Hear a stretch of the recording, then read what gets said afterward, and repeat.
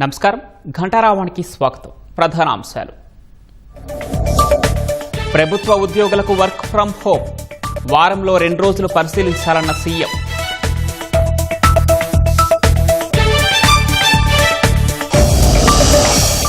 $2 లక్షల కోట్ల పెట్టుబడులకు కేబినెట్ ఆమోదం.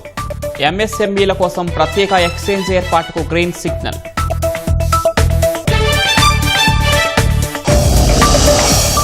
ఏపీ, తెలంగాణ సహా 16 రాష్ట్రాల్లో ఎస్ఐఆర్ ఈ నెల 20న ప్రారంభం కానున్న ప్రక్రియ.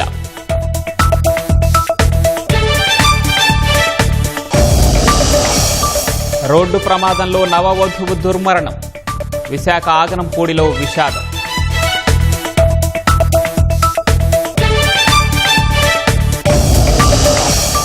కేరళ ముఖ్యమంత్రిగా వీడి సతీశన్ 10 రోజుల సస్పెన్స్ కు పడిన తెర.